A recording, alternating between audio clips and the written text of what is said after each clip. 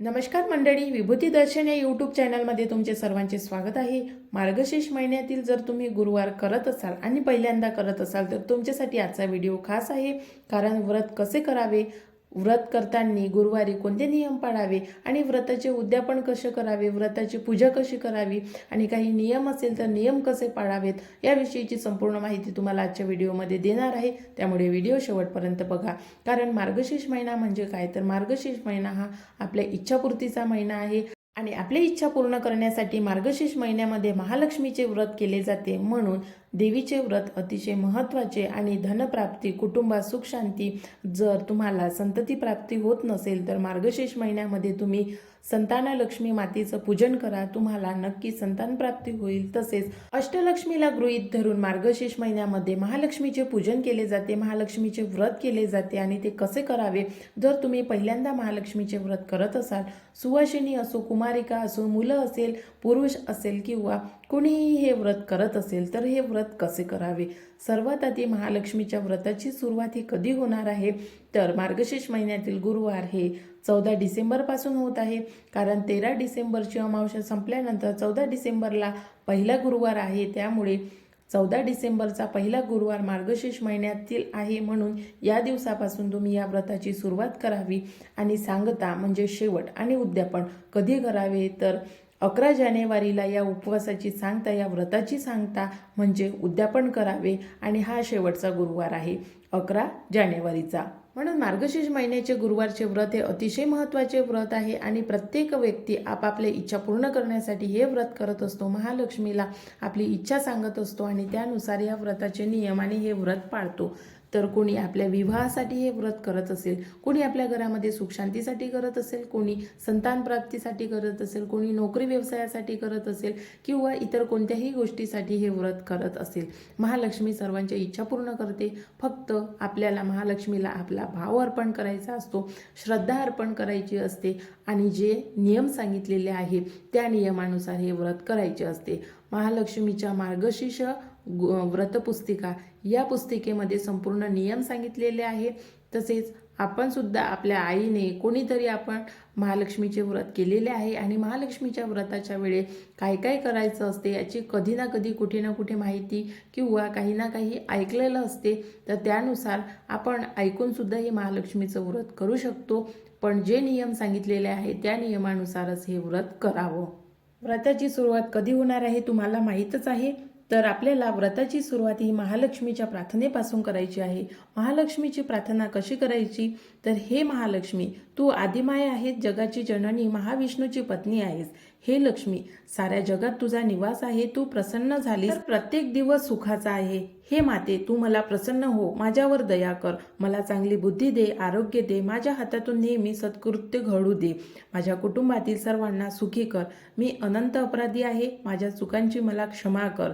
मी तुला शरण आलेली आहे आणि माझा तुला साष्टांग नमस्कार आहे। अशा प्रकारे देवीला आपल्याला प्रार्थना करायची आहे आणि त्यानंतर उपवासाला सुरुवात करायची आहे। उपवासाचे नियम पाळूनच हे व्रत करायचे आहे।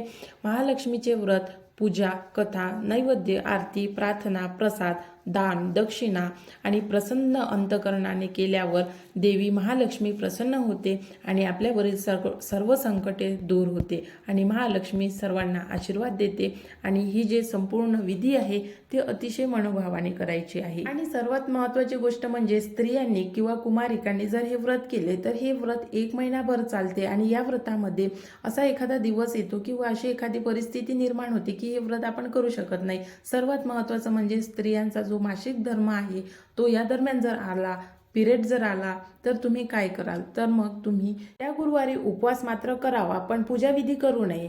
मात्र पुढला जो गुरुवार आहे त्या गुरुवारी या व्रताची सांगता करावी म्हणजे उद्यापन करावे किंवा मग परत एखादा शुभ महिना घ्यावा आणि शुभ दिवस घ्यावा, शुभ तारीख घ्यावी आणि त्या महिन्याच्या गुरुवारपासून या व्रताला परत सुरुवात करावी। आणि या व्रताची पूर्ण 5 किंवा 4 जेही आपल्याला गुरुवार राहिले असतील आपले ते गुरुवार पूर्ण करून घ्यावे आणि त्यानंतर या व्रताची सांगता म्हणजे उद्यापन करावे। तर हे जे आहे हे संपूर्ण व्रताचे नियम आहे। मार्गशीर्ष महिन्यामध्ये कोणते पदार्थ खाऊ नये, पूजा विधी कशी करावी याचे संपूर्ण व्हिडिओ मी आपल्या चॅनलवरती टाकलेले आहे, तसेच मार्गशीर्ष महिन्यामध्ये कोणती कथा वाचावी किंवा कोणती कथा ऐकावी तर कथासुद्धा टाकलेली आहे. तसे मार्गशीर्ष महिन्याच्या पुस्तिकेमध्ये गुरुवारच्या व्रतपुस्तिकेमध्ये कथासुद्धा सांगितलेली आहे, नियमसुद्धा सांगितलेले आहे. पण ज्यांना वाचता लिहिता येत नाही, या जमान्यात असं कोणी नाही ज्यांना वाचता लिहिता येत नाही, परंतु आपल्याला एक व्हिडिओ बघितल्यामुळे किंवा प्रत्यक्ष माहिती ऐकल्यामुळे जे आपल्या डोक्यामध्ये जातं किंवा जे आपल्याला माहिती होतं ते कधी कधी वाचून होत नाही, तर त्यामुळे हे व्हिडिओमध्ये मी तुम्हाला संपूर्ण माहिती सांगत आहे. म्हणून जे नियम आहे, जे कथा आहे आणि मार्गशीर्ष महिन्यामध्ये विशेषतः देवीला गुळ फुटाण्याचा नैवेद्य दाखवला जातो आणि तसंही देवीला गुळ फुटाण्याचाच नैवेद्य अतिशय प्रिय आहे, त्यामुळे गुळ फुटाण्याचा नैवेद्य दाखवावा. आणि देवीला हरभऱ्याची भाजी, जी शेतामध्ये हिरवी हरभऱ्याची भाजी असते, अशा हरभऱ्याच्या भाजीचा जर तुम्ही नैवेद्य दाखवला तर देवी अतिशय प्रिय होते. कारण चणा म्हणजे हरभरा हा देवीला अतिशय प्रिय आहे. त्यामुळे गुळ फुटाण्याचा नैवेद्य हा प्रत्येक देवीच्या मंदिरामध्ये तुम्हाला गुळ फुटाण्याचाच प्रसाद मिळतो. आणि कुठे कुठे पेढे वगैरे, आता बदलत्या परिस्थितीनुसार लोक पेढे घेऊन जातात किंवा मंदिरामध्ये विशेष करून कोणतीही मिठाई घेऊन जातात आणि तिथून तो प्रसाद तुम्हाला मिळतो. पण देवीला गुळ फुटाण्याचाच प्रसाद प्रिय आहे, नैवेद्य प्रिय आहे. त्यामुळे देवीला पूजन करताना आणि नैवेद्य दाखवताना जो आपण घरी नैवेद्य बनवतो त्यासोबतच देवीला गुळ फुटाण्याचा सुद्धा नैवेद्य दाखवावा. आता ही झाली संपूर्ण मार्गशीर्ष महिन्याचे गुरुवार कसे करावे आणि नवीन व्यक्ती आहे तर त्यांनी मार्गशीर्ष महिन्यामध्ये कोणते नियम पाळावे आणि उपवास करताना कोणकोणती काळजी घ्यावी याविषयी संपूर्ण माहिती. आता पूजाविधी कशी मांडावी किंवा पूजा कशी मांडावी आणि मार्गशीर्ष महिन्यामध्ये आपण 5 गुरुवार करत आहोत तर तीच पूजा ठेवावी का ज्याप्रमाणे आपण नवरात्रीच्या वेळी ठेवतो तर नाही. मार्गशीर्ष महिन्यामध्ये प्रत्येक गुरुवारी नवीन पूजा मांडून संपूर्ण जे पूजाविधी आहे ती पहिल्या गुरुवारसारखी करायची असते. जसा कलश स्थापन, चौरंगावर आपल्याला कलश स्थापन करायचा असतो, देवीचे मूर्ती असेल किंवा फोटो असेल, मूर्ती असेल तर पंचामृताने अभिषेक करावा. देवीसोबत जर भगवान विष्णूची मूर्ती असेल किंवा कोणतीही मूर्ती असेल आणि मूर्ती नसेल तर मग फोटो स्वच्छ कापडाने पुसून तो पूजनामध्ये ठेवावा आणि जे पूजाविधी सांगितलेले आहे त्या पूजाविधीप्रमाणे संपूर्ण आपण पूजनाची मांडणी करावी. मागच्या व्हिडिओमध्ये तुम्हाला ही संपूर्ण माहिती मिळून जाईल. तर अशा पद्धतीने हे देवीचे 5 गुरुवार आपल्याला करायचे आहे आणि शेवटच्या गुरुवारी आपल्याला याच गुरुवारचं उद्यापन करायचं आहे. उद्यापन कसं करायचं आहे, जर तुम्ही सुवासिनी असाल तर मग तुम्ही स्त्रियांना वाण देऊन करू शकता. आता उद्यापन कसे करायचे असते तर जे नवीन लोक आहेत त्यांना माहिती नसेल तर उद्यापन ज्याप्रमाणे आपण पूजाविधी करतो प्रत्येक गुरुवारी त्याचप्रमाणे या दिवशी सुद्धा पूजाविधी करायची आहे. संपूर्ण जेही आपण पूजा मांडतो आणि यामध्ये मग शेवटच्या गुरुवारी आपण जर प्रत्येक गुरुवारी पूजनामध्ये देवीची ओटी ठेवली नसेल तर शेवटच्या गुरुवारी देवीची ओटी पूजनामध्ये अवश्य आणि न विसरता ठेवावी. त्यानंतर पूजनामध्ये जे आपण स्त्रियांना वाण देण्यासाठी किंवा त्यांची ओटी भरण्यासाठी साहित्य आणतो ते सुद्धा पूजनामध्ये ठेवावं. त्यासोबतच पूजनामध्ये व्रतपुस्तिका सुद्धा, या व्रताची ज्यावेळी आपण सांगता करतो त्यावेळी व्रतपुस्तिका सुद्धा देतात, तर ही व्रतपुस्तिका सुद्धा पूजनामध्ये ठेवावी. त्यानंतर गुरुवारी जो शेवटचा गुरुवार असतो, पूजाविधी संपन्न झाल्यानंतर मग आपण आपल्या इच्छेनुसार स्त्रियांना, सुवासिनींना ज्यावेळी त्यांची ओटी भरतो त्यावेळी त्यांना जेवण देऊ शकतो, भोजनदान करू शकतो किंवा मग नाश्ता किंवा मग प्रसादामध्ये खीर अवश्य करावी. आणि ज्याही आपल्या घरी तुम्ही कुमारिकांना बोलवत असाल किंवा मग स्त्रियांना, सुवासिनींना बोलवत असाल तर त्या सुवासिनींना प्रसाद म्हणून खीर, आणि जर तुम्ही जेवण देत असाल तर चांगली गोष्ट आहे. अन्नदान, भोजनदान होते, तर त्यामुळे आपल्या इच्छेनुसार तुम्हाला जेही करायचं असेल ते तुम्ही करू शकता. आणि त्यानंतर ही व्रतपुस्तिका देऊन तुम्हाला त्यांची ओटी भरायची आहे. सुवासिनी असेल तर ओटीचं सामान हे शृंगाराचं असावं आणि तुम्ही कोणतंही ब्लाऊज पीस, बांगड्या, टिकली, कंगवा जे काही असेल तुम्हाला तुमची इच्छा जे असेल द्यायची, महागड्यातली महाग वस्तू देऊ शकता आणि स्वस्तातली स्वस्त वस्तूसुद्धा देऊ शकता. तसेच कुमारिका मुली असेल तर मग त्यांना काय द्यावं तर तुम्ही त्यांना बेल्ट देऊ शकता, हातातले ब्रेसलेट किंवा बांगड्या किंवा तोरड्या, पायल ह्या ज्या वस्तू आहेत देऊ शकता.